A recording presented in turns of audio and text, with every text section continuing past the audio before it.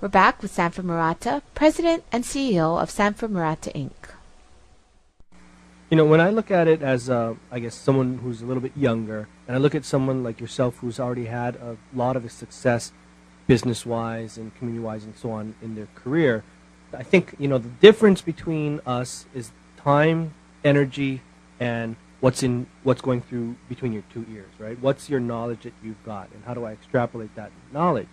Now, the knowledge that you're passing to these younger folks is invaluable, but then the question becomes, how do you actually choose who are these younger folks that you're going to spend any time with and any effort with, and what are you looking for in them that makes you want to spend any time with them whatsoever? Well, I believe in the process of self-selection. And what I did when we started in February of '06, actually, I started the process in December of '05 by looking for young people who I thought would enjoy the opportunity to learn from each other. So the main thing I looked for was kind of a heart, a sense of being willing to spend time with other people, to learn from each other, to be respectful of the views of others, and to take that information and spread it out. So I was quite conscious about gathering a group of people who I thought would have that same feeling. So it was based on a lot of my intuition. How did I feel about someone? If I felt that person would fit into what we were doing, what I was hoping would be accomplished, then I invited that person. We started with Steve Torada, who's my associate, and 6 others.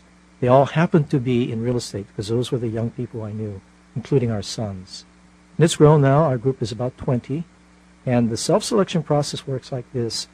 Others have spread the word and invited their friends to join in. Now, if those people are comfortable in attending our discussion group sessions, they'll stay. Those who are not will leave. So that's the self-selection. Some people will select themselves in through the word of mouth of people who are there. Others will select themselves out if they feel they're not comfortable or misaligned. You see, I think that's really important too, because these are people that we're typically, as younger people, wanting to meet, wanting to have a relationship with, and wanting to learn from. I know that I went to one of these sessions with Colbert Matsumoto. We have Jay Scheidler coming in soon, who's very, busy guy and very hard to get to. I wonder how we could utilize the learnings that we learn from something like that and then make it bigger, make it more or spread the word more, Mm-hmm. Well, let me go back and talk about the bridge, the concept of serving as a bridge. So I've had 41 years of practice. I'm 65 years old. So because of having all of those years of experience, I know a lot of people. And consequently, it's much easier for me to ask Jay and to Colbert and to others to participate in a conversation with our group. And I explain what we are hopeful of doing. And because of my friendships with them, I'm able perhaps to convince them to spend the time with us. Now, if a younger person who may not have that relationship or maybe that credential would call Jay out of the blue and say, Jay, can I come over and speak with you for 15 minutes? It'd be more difficult. Not to say that he would be less inclined, but relationships are very important.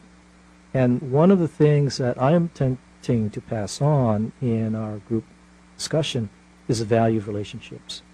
And by demonstrating how I use my relationships to lever our ability, then we can help more people. That's an important lesson. And I'm showing them right in how we get people to come spend the time with us. It's a valuable lesson for young people to learn. Thanks for tuning in. Stay tuned for more on Greater Good Radio.